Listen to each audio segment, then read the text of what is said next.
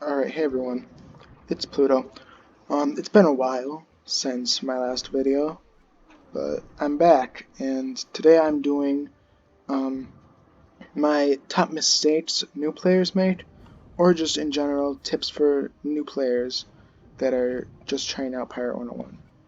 So, I actually have to skip. Okay,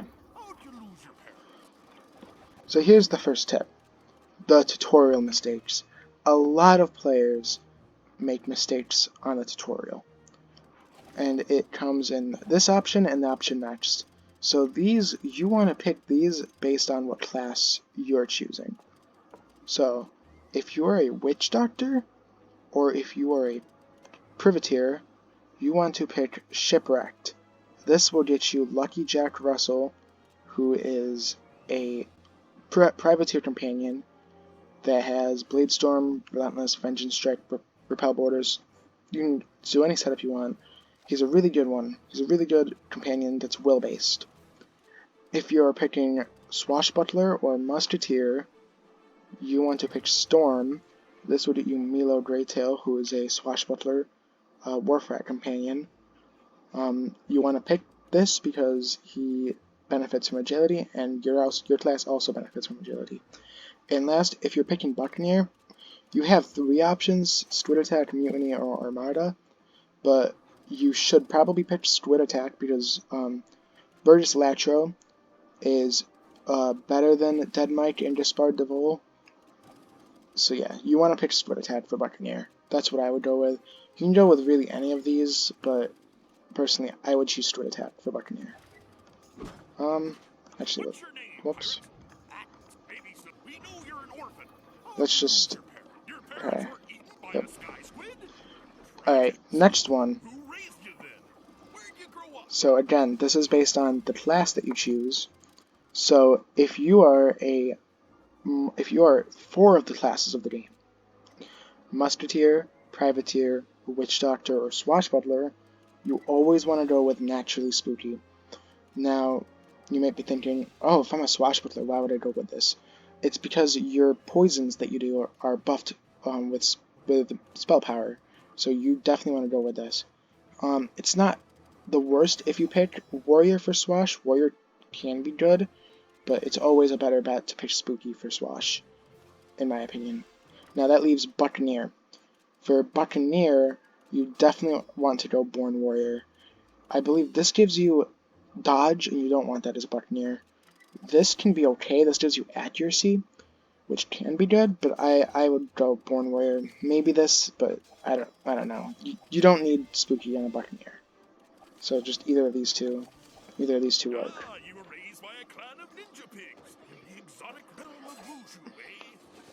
What they should really do is they should really put this option with the class first. But yeah, so let me go over it. For Musketeer, you want to pick on Storm for how you lost your parents, and you want to pick Naturally Spooky. Witch Doctor, you want to pick Shipwrecked, Naturally Spooky. Privateer, you want to pick Shipwrecked and Naturally Spooky. Buccaneer, you want to pick Squid Attack or Naturally Accurate, Keen Eyes, or Born Warrior. And for Swash, you want to pick Storm and Naturally Spooky. So let's go with Buccaneer. Yeah, I gotta get out of the tutorial. Can I just... There we go, okay.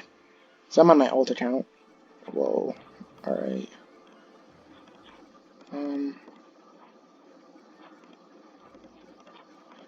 Alright. I'm just going here. For the next one, this is one I see a lot of new players doing. A lot of new players... Let me check the volume.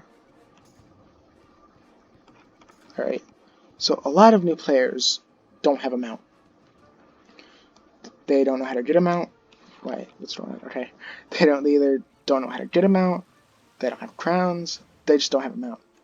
And there is a good way to get a mount. This vendor right here, Done Ready, for 2,000 gold. I can't buy it because my backpack's full, but for 2,000 gold, you can get a mount for free. It's 1 day, but if you spend a while questing during that 1 day, you'll probably get enough gold to buy another one for the next day. And these mounts are very fast. They're pretty good. So yeah, there's a mount vendor right here. There's another tip though. If you do have crowns and you're willing to spend them, this pack, where is it? This one, the Tribal Crew pack. These drop mounts like very, very, very frequently. So definitely buy this pack if you're willing to spend crowns to do them out. It's not going to cost you that much. It'll probably cost you maybe like at most 2,000, at least like 500, 399 at least. You can get one first pack if you're really lucky, but those drop mounts very frequently. Alright, so for my next tip, we're gonna go over to Prospector Zeke,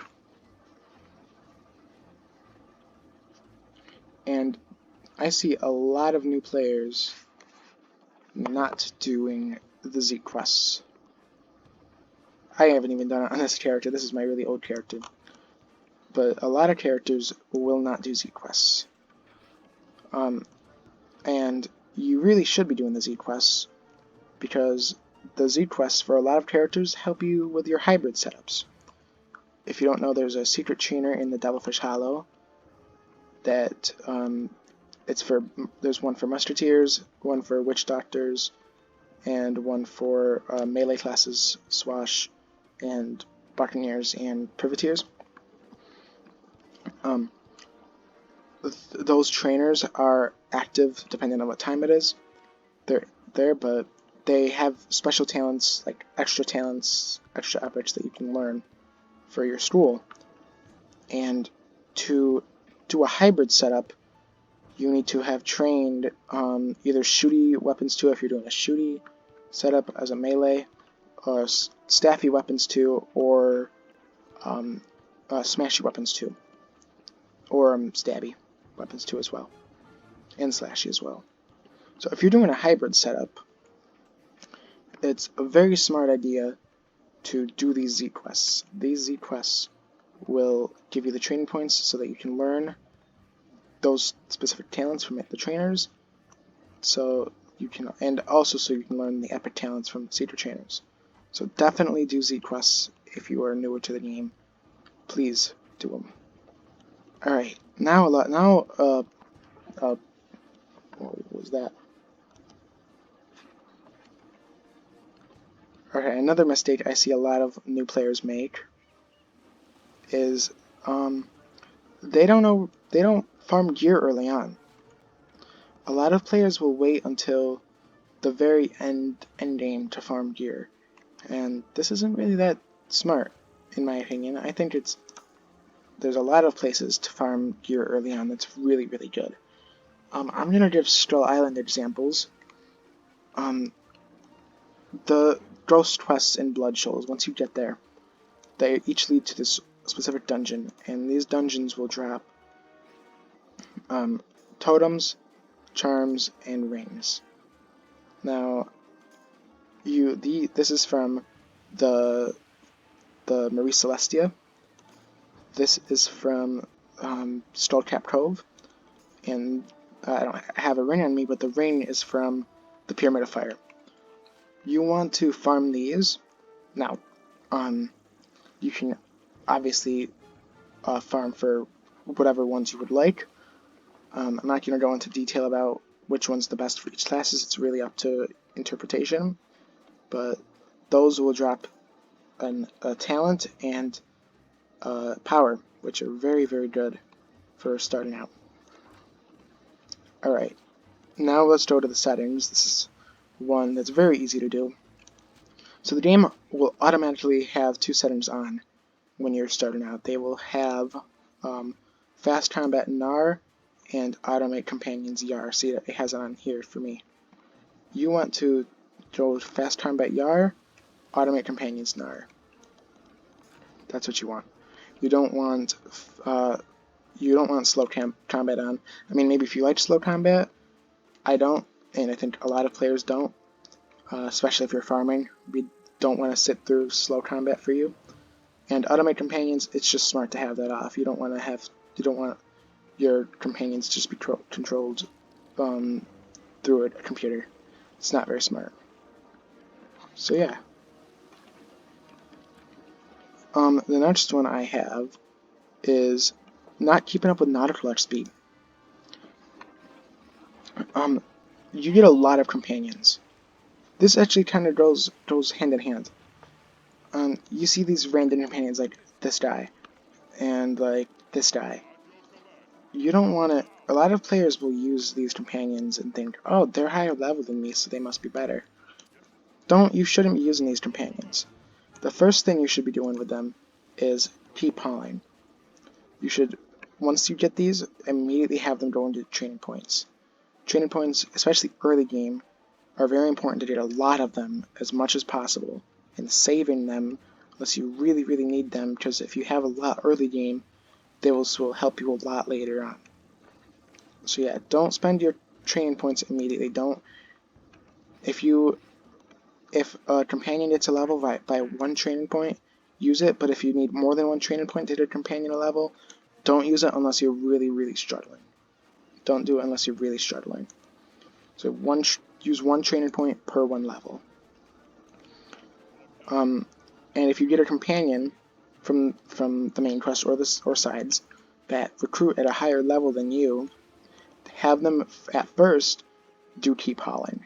Have them do this order, have them keep hauling. Also, if you have companions lower than level 8, like Win Chun or Tobio Jimbo or whatever, you just haven't bothered to train them. Train them to level 8, have them do orders. So if your companions are lower level than you want them to go sailing for nautical XP. You want all of your companions sailing. This will help you keep up with nautical XP, which means you can buy ship parts. Nautical XP is very important because there's a lot of ship fights in this game, and if you're a new player, you're probably gonna struggle with them because there's not really many players that are online to help you with them. Personally, I would always go and ask help for ship fights whenever I got to them. Thankfully, I don't have to do that anymore, but a lot of new players will have to do that. So you want to keep up with nautical XP, so that way you can do ship fights on your own. Yeah. Also, it's so that you can buy ships. You don't want to fall behind on ships. That's something you don't want to do, because if you're using your Marquista ship in Cool Ranch Part 2, that's a problem. Alright. I believe that's... Oh, here's one more I have. This is my last one. Not playing classes how they're intended to be played. For example, the Musketeer class in Pirate101. I've seen a lot of players struggle with this at first. Most recently, Ferric, but as well as Zen Master Blue when he was playing his Musketeer. Both of them would charge into combat and not stay back. Now, of course, they learned that that's not how you play Musketeer, but a lot of new players will probably struggle with things like that. Musketeers will stay back in combat. They won't charge in, they won't rush in. They stay back and shoot from a distance. Swashbucklers, you want to hide on them, and you want to sneak attack. You want to go in after.